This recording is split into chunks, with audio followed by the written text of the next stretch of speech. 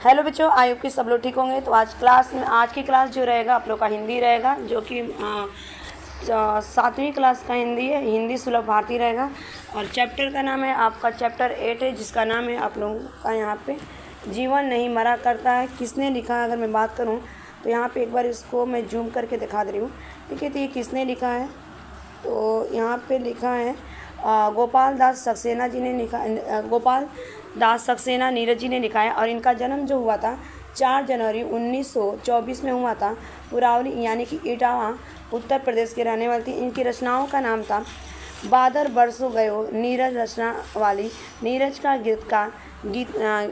गीतिकाएँ, दर्द दिया। परिचय था इनका पद्म भूषण गोपाल सक्सेना जी। नीरज जी के नाम से ये मैंने उर्फ में बुलाए जाते थे, जो कवि सम्मेलन के मंचों पर इन्होंने काव्यवाचक एवं विख्यात गीतकार थे। और प्रस्तुत कविता में इन्होंने विविध उदाहरण के माध्यम से जीवन की समस्या और शाश्वत की ओर हमेशा बढ़ते हुए, जिस तरह से हमारी नदी क्या होती है, कभी रुकती नहीं है, वो बहती चली जाती है, उसी तरह से इन्होंने गोपाल दास सक्सेना ने हमारे जीवन में हर एक उदाहरण देते हुए, हमारी समस्याओं को आते हुए उन्होंने हमें मोटिवेट किया है। तो चलिए हम आज देखते हैं जीवन नहीं मरा करता है। इस पोयम का नाम जरा सोचो, चर्चा करो, यदि सूर्य प्रकाश न हो तो इन पर क्या प्रभाव पड़ेगा, वनस्पति पशु पक्षी मानो। ठीक है, तो ये आप लोग का सोचना है, बताइएगा सोच के। छिप छिप को आंसू बहाने वालों, मोती व्यर्थ लुटाने वालों, कुछ सपनों के मर जाने से जीवन नहीं मरा करता है। माला बिखर गई तो क्या हुआ, खुद ही हल हो गई समस्या। आंसू गिर नीरम हुए तो समझो पूरी हुई तपस्या। मैंने इसका मतलब ये है आपका। ठीक है, यहाँ पे जो पोयम बोला है ना, जो आपके राइटर यानी कि जो लेखक है गोपाल दास सक्सेना जी, बोल रहे हैं कि छिप छिप आंसू बहाने वालों, माने जो चुप चुप के रोते हैं, मोती व्यर्थ लुटाने। कुछ लोग क्या करते हैं ना, मोती माने अनर्थ कोई काम करते रहते हैं, अनर्थ पैसा उठाते रहते हैं।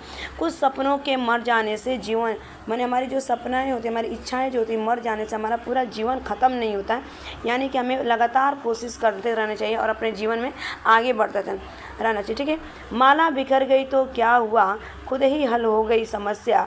आंसू गिर नीलाम हुए तो समझो पूरी हुई तपस्या। ठीक है, अगर माला देखा होगा ना, माला जब पहनते हैं तो मोतियों का माला रहता है ना, अगर जब टूटता है ना तो क्या करते हैं, पूरा बिखर जाता है। ठीक है, बिखरने के बाद एक एक चीज़ हम क्या करते हैं, फिर से उसको कलेक्ट करते हैं, यानी कि जमा करते हैं और उस समस्या का हल खुद निकल जाता है। आंसू अगर गिर गए, आंसू गिरने के बाद अगर बिक जाना, ठीक है, अपने आंसुओं को बिक जाते हैं ना, तो फिर भी हमारी क्या होती है, मानते हैं कि हमारी जो तपस्या थी, जो ने हम काम किया, कठिन काम किया, वो हमारी पूरी हो जाती है। ठीक है, उसके बाद देखिए यहाँ पे थर्ड पैराग्राफ में, ठीक है, थर्ड पैराग्राफ, रूठे दिवस मनाने वालों, फटी कमीज सिलाने वालों, कुछ दीपों के बुझ जाने से आंगन नहीं मरा करता, खोता कुछ भी नहीं यहाँ पर, केवल जिल्द बदलती पोती है, जैसे रात उतारी चांदनी, पहनो सुबह धूप की धोती। ठीक है, रूठ दिवस मैंने जो दिन रूठ जाता है, मैंने बोलते हैं ना कि हमारा दिन एकदम ख़राब था। फटी कमी, जिस तरह से हमारा कमीज हमारे शरीर का फट जाता है, उसके फट जाने से हम दूसरे अपने शरीर में नया कपड़ा धारण कर लेते हैं, उसी प्रकार से अगर हमारा दिन ख़राब हो जाता है तो हम क्या करते हैं, आगे वाले दिनों को हम व्यर्थ नहीं जाने देते हैं। और कुछ दीपों के बुझ जाने से आंगन नहीं मरा कर, मैंने आपने देखा होगा ना कि एक लाइट चली जाती है, एग्जाम्पल के तौर पर जब लाइट चली जाती है तो वहाँ पर हम क्या करते हैं, कैंडल जलाते हैं। और आज के टाइम तो मोबाइल है, मोबाइल का और लाइट चली जाती है, चार्जर वाला आपके पास बल्ब भी आ गया है, उसको हम जला लेते हैं, क्या हमारा आंगन सुना नहीं रहता, यानी कि अंधेरा नहीं पड़ता है। ठीक है, खोता कुछ भी नहीं, मैंने यहाँ पे कुछ भी नहीं खोता। अगर मान गए हार और मान गए जीत तो हम जीत जाते।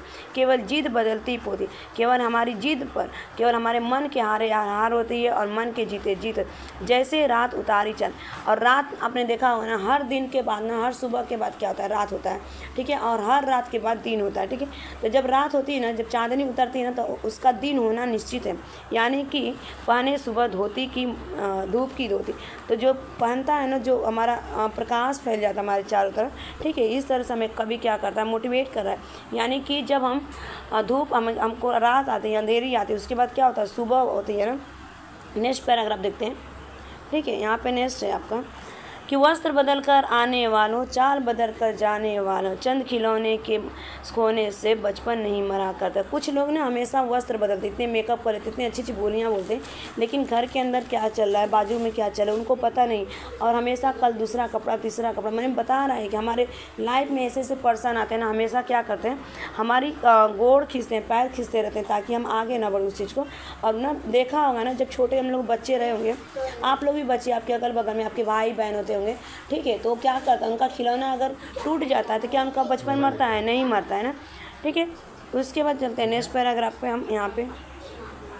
तो नेक्स्ट पैराग्राफ लेते हैं, ठीक है। नेक्स्ट पैराग्राफ है आपका कि कितनी बार गागरियाँ फूटी सिकन पर न आई पनघट पर, कितनी बार किश्तियाँ डूबी चहल पहल वही है तट पर। मैंने कितनी बार जो ये औरतें हैं नदी पर पानियाँ भरने जा रही, मिट्टी का घड़ा जो होता है, गगरिया मीन्स क्या होता है, मिट्टी की जो घड़ा, सिकन मीन्स किनारा, कहाँ पर, पनघट मीन्स पानी भरने की जो जगह होती है, ठीक है। कितनी बार किश्तियाँ मीन्स डूब जाती हैं, कितने घर द्वार बारिश आने पर, आंधी तूफान आने पर डूब जाती है, लेकिन हमें क्या होती है, फिर भी वहाँ पे चहल महल, तट मीन्स किनारे पर पड़ा रहता है। दिख रहा है, एक मिट्टी टूट जाती है, यहाँ बच्चे खिलौने बना के खेल रहे हैं मिट्टी का, और यहाँ पे बोर्ड चलाया जा रहा है, यहाँ पे बटरफ्लाई, यहाँ पे सारी चीज़। तम की उर बढ़ाने वालों, लौ की आग घटाने वालों, लाख करे पतझड़ कोशिश पर उपवन नहीं मरा करता। मैंने तम मीन्स का होता है आपका अंधकार होता है, अंधकार यानी उम्र, अंधकार की उम्र बढ़ाने वालों, और जो दिया जलाते हैं ना उसकी आयु घटाने वालों। मैंने दिया की आयु घटाई जाती है, प्रकाश की आयु घटाई, अंधेरे की बढ़ाई जाती है। लाख करे पतझड़, मैंने पतझड़ देखा होगा ना, जब फरवरी का महीना आता है, फरवरी के महीने में उसमें क्या होता है, सारी जो वृक्ष होते हैं ना अपने शरीर से पूरा खाली कर देती हैं। अगर वो पतझड़ ना आता तो क्या उनके जीवन में फिर से हरियाली आती? नहीं। जब वो पतझड़ चला जाता है ना तो फिर उसके ऊपर ना धीरे धीरे क्या होता है, पत्तियाँ आती, फिर से ऊपर क्या होता है, आ जाता है, ठीक है। उसके बाद चलते हैं नेक्स्ट।